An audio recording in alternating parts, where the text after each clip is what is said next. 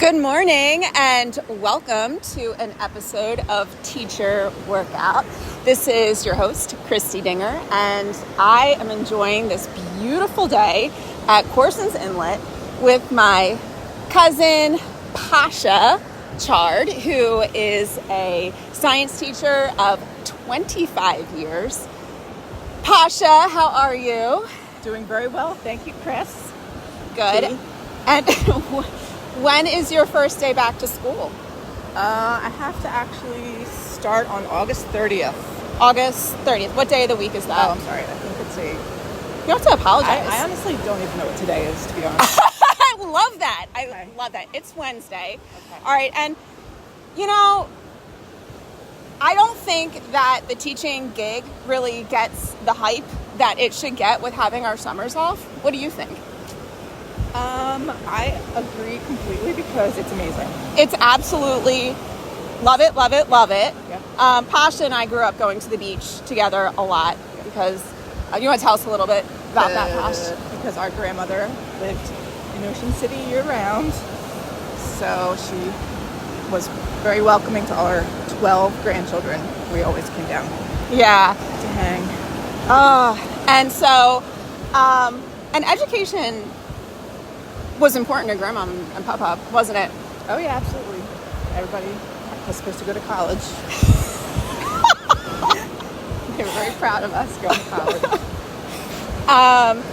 And what was Pup's involvement in a borough?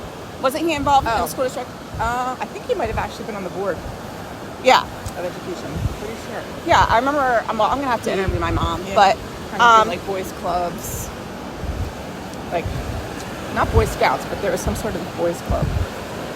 Yeah, Tommy would know. Uncle Tom. yeah, and I remember he was really.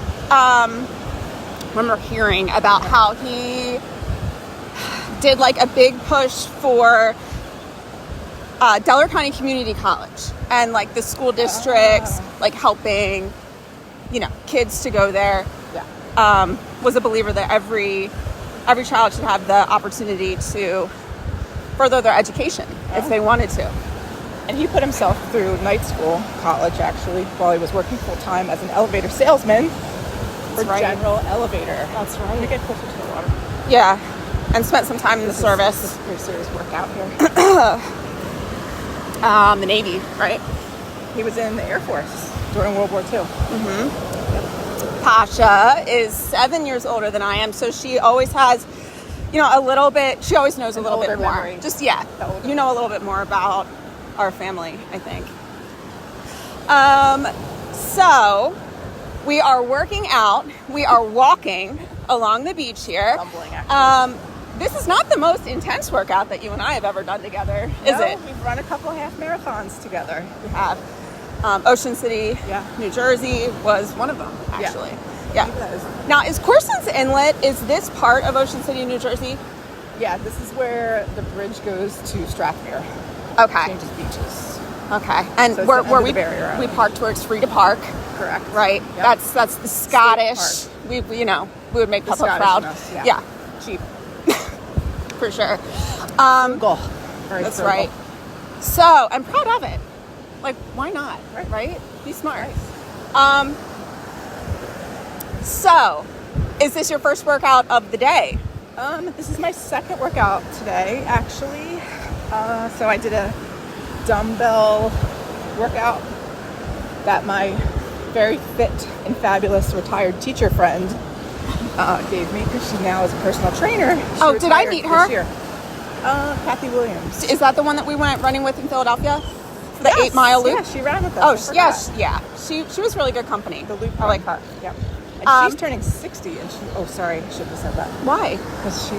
Wait, I want people to know her age. I know. It's amazing. We do. I don't know the rules yet, but what we're going to try to do is we're going to try to We not. can edit that out. Well, we'll definitely not say. Obviously, we won't say like students' names, Right.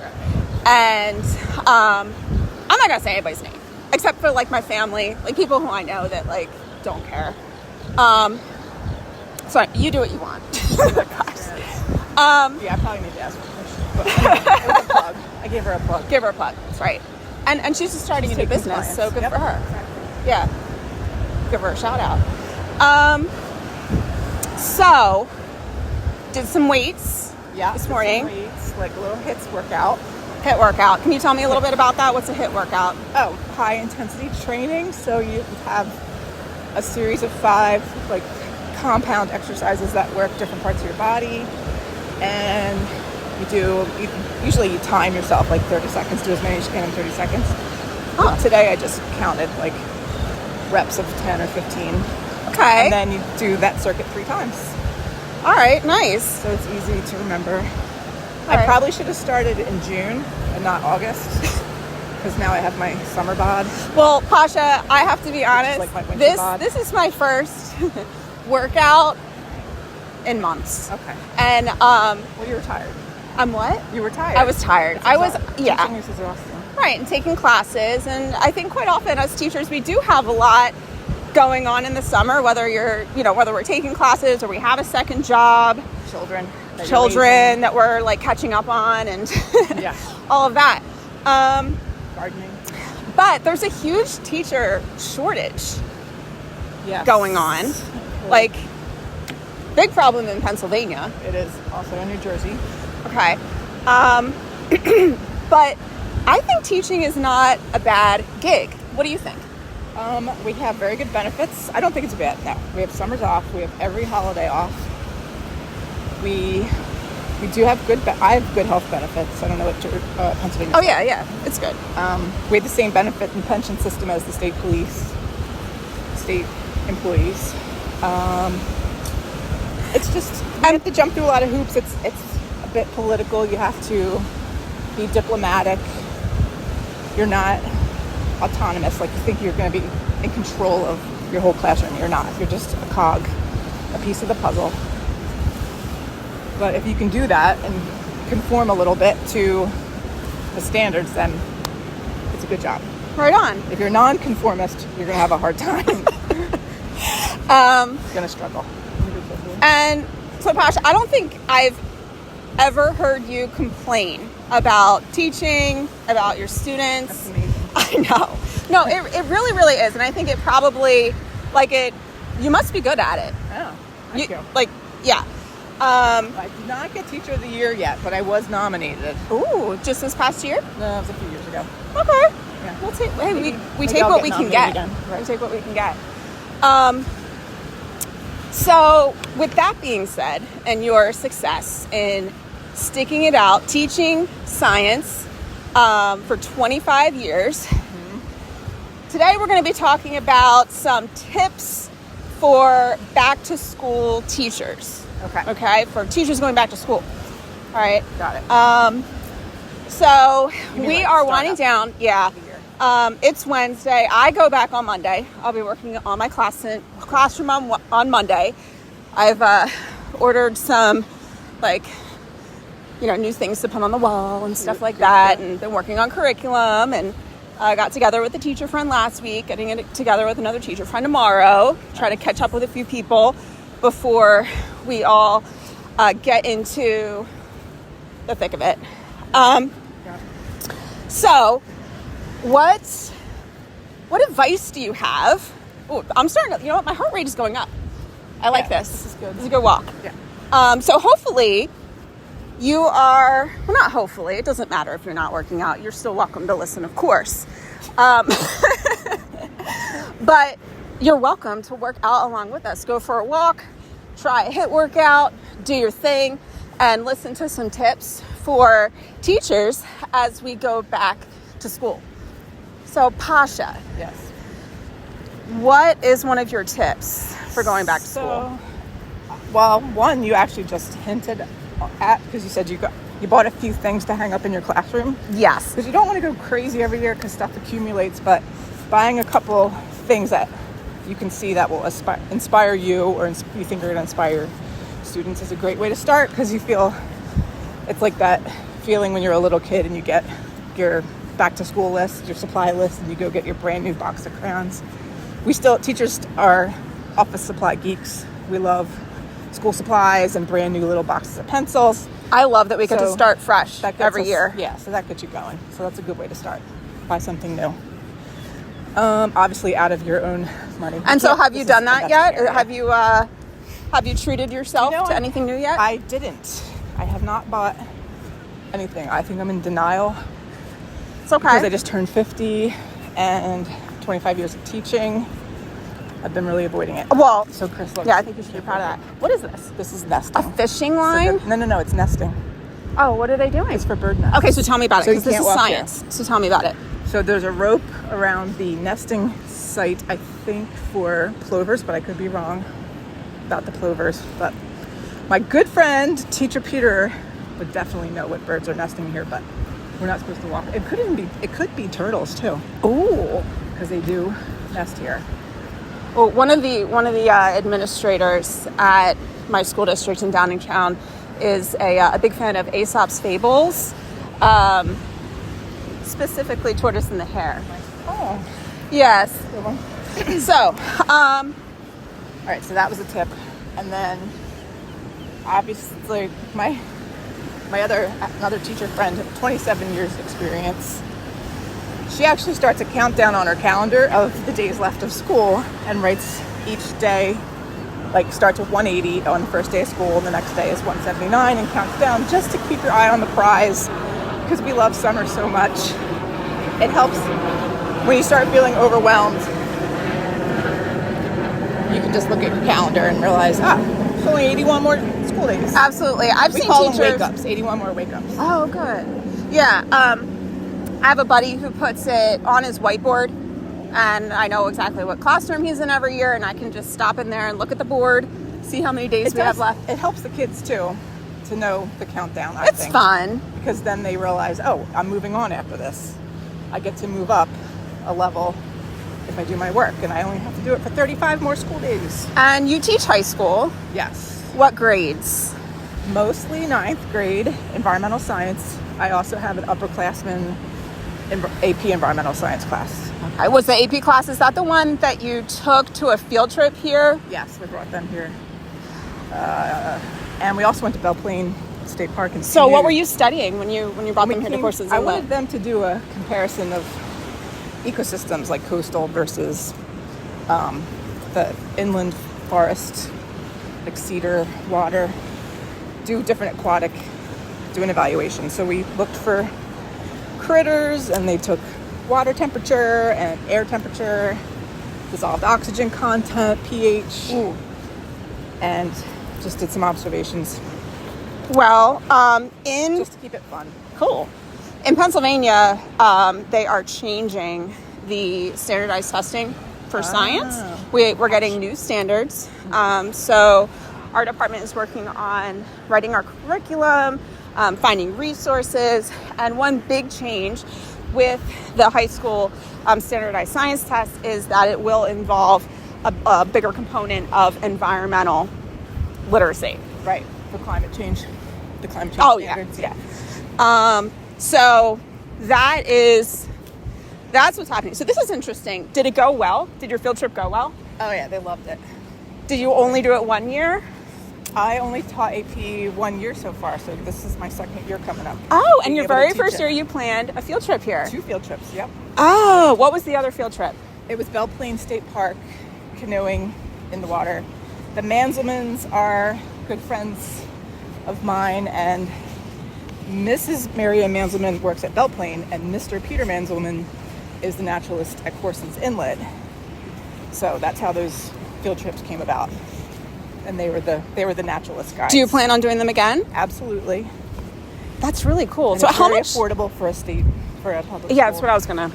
I basically ask about. there's no entrance fee.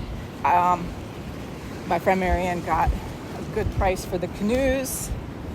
So I just asked the kids for $5 a piece, and they had it. And if they didn't, I was gonna just pay for it.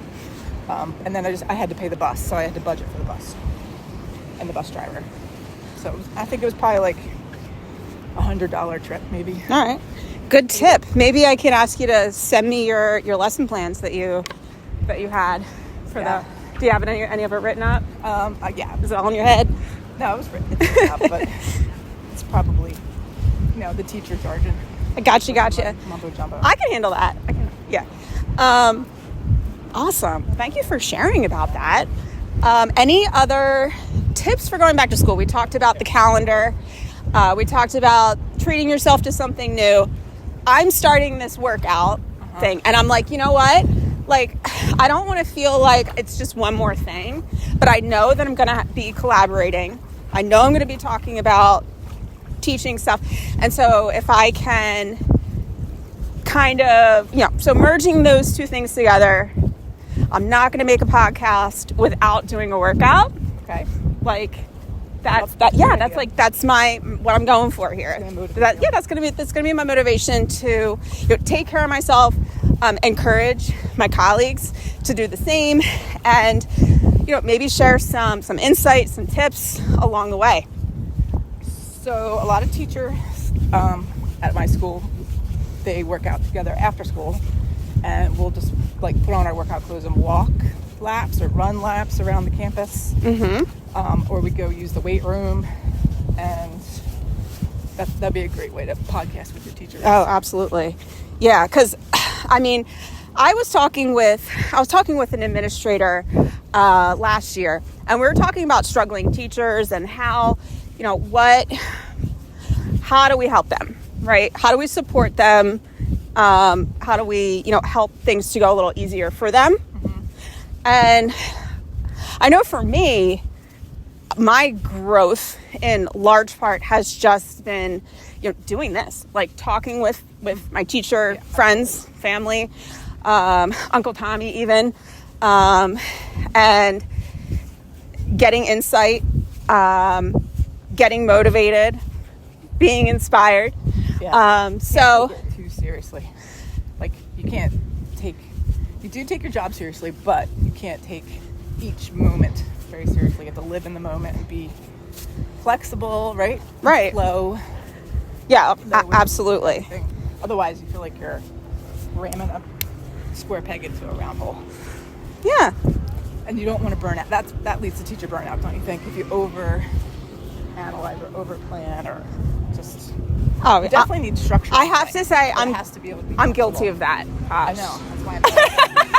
That's why I'm saying it out loud to you on the recording. I know. But so thank you. That makes you a very good organized teacher, type A kind of teacher, right?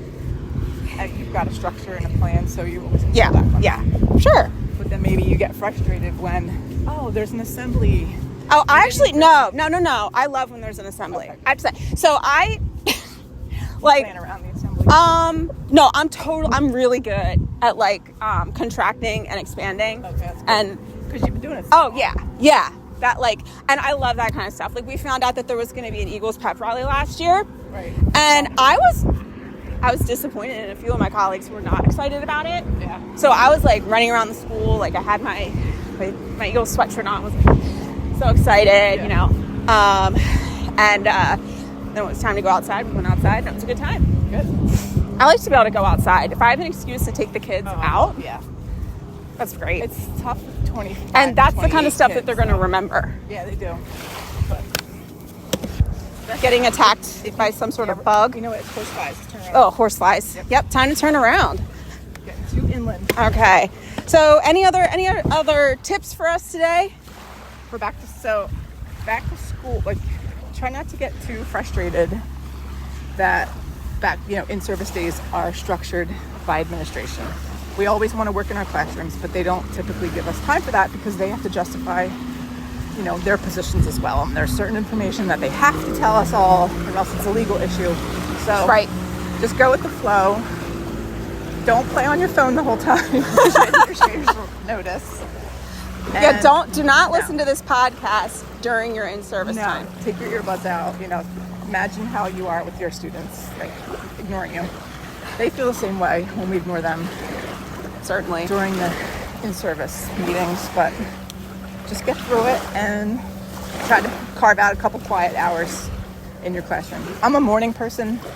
I can't stay late in the afternoon after in-service. I'm fried, so I try to get there early, do what I want to do, and then go to the meetings. Yeah. Try to get done before the meetings start, and then you can go home after the meeting and resume your summer for a little bit. Yeah. Okay. So, are you feeling a little bit more ready to go back to school? Yeah, it actually helps me get my head back you help me remember that I do like it, and I am pretty good at it. Awesome. Even though there's always more improvements to be made. There are. That's the thing about a profession, right? You're a professional, but you're always kind of morphing and changing and growing. Pasha, I'm so lucky to have you in my life. Oh, thanks. Ditto. As a teacher leader, great person, great friend, great cousin. Oh, I'm gonna cry. Well, you motivate me too. Thank to work you. out and keep it together. Yeah, thank you for joining us today, and I hope to have you back. All right, share this podcast. I'm gonna make a new email address to go along with it. Oh, good idea. And my sister Carly is going to show me how to edit a podcast, so I'm excited to learn about that. It's a family affair. Yes. All right. Well, you guys take care, and good luck with your back to school goals. Keep breathing deep. Yes. Deep breath. Just breathe. Because All right. summer is only 180 school days away. Take care. Keep working out, and listen in again to Teacher Workout. We'd love to have you back.